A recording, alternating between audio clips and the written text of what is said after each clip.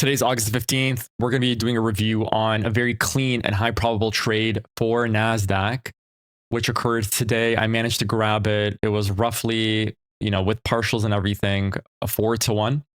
And I managed to pull just over $200 against each of my 12 funded next accounts using TradeSyncer. Great prop firm, great copy trader. If you guys want discounts, they're all in the description below, but let's dive right into the trade. Okay. All right. So here are my, entry points and here are my exit points. I did partial out on the way down to the trade, but let's remove this and let's jump right into price action. So we're going to start off here with the 1 hour, top left corner. Okay. What did price do? At 9 o'clock, we drove through this blue bar, which is the daily fair value gap.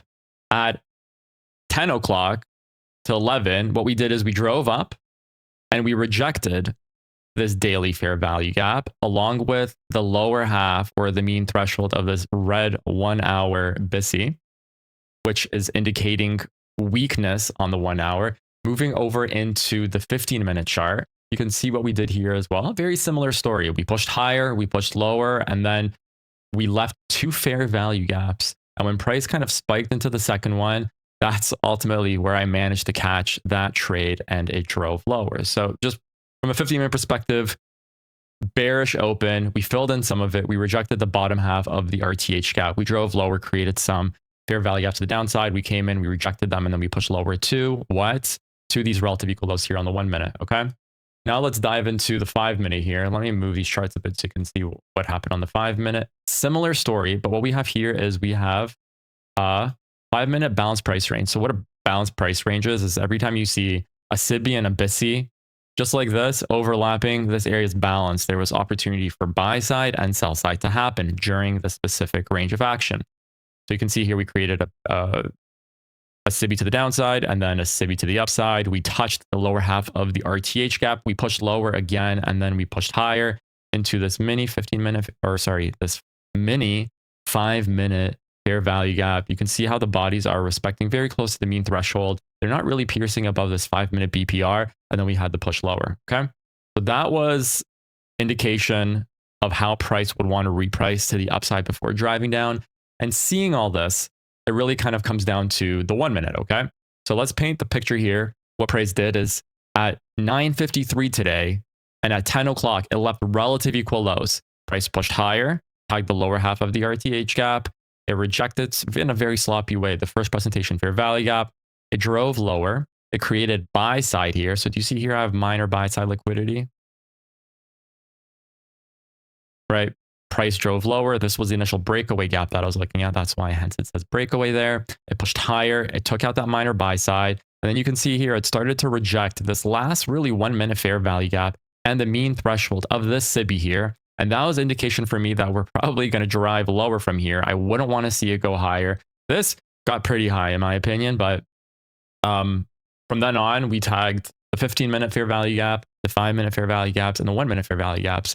And with this glaring relative equal lows, both here, right, at 11 o'clock, around 11 o'clock, and here around 10 o'clock, that was my essentially position to take a short to these lows here. I did partial out on these equal lows here just because in the last week, I didn't partial out a lot of trades and it just came back to break even. And what that does, it just creates tilt. And that gets, unfortunately, to some extent, gets brought onto the next trade. But I did partial out 25%, and then I partialed out right before these relative equal lows, another 25% before I closed the entire position down. So here's a trade, 10 out of 10 trade in my opinion.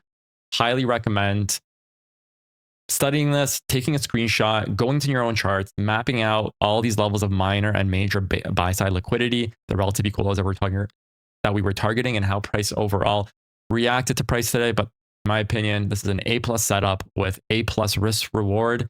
And I was pretty confident. It was an 80% chance that this trade would have worked out. And it looks like it did.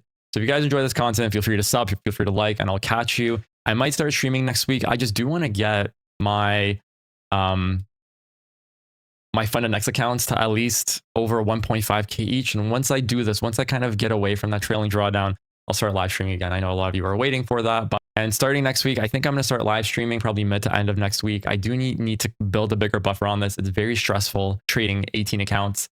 I usually trade between 3 to 5, and now I'm trading 18. So 5 from Top Step and 12 from Funded Next. And then on my next payout, I'm going to be increasing this to another 12 using funded ticks. So hopefully in the next 30 days, we'll get my account up to 12 plus 5, 18 plus 12, 30 accounts. That would be pretty unreal. Let's make $100 on each. That's 3,000. And that's how you finesse prop firms. Anyways, catch you guys later and have a great weekend.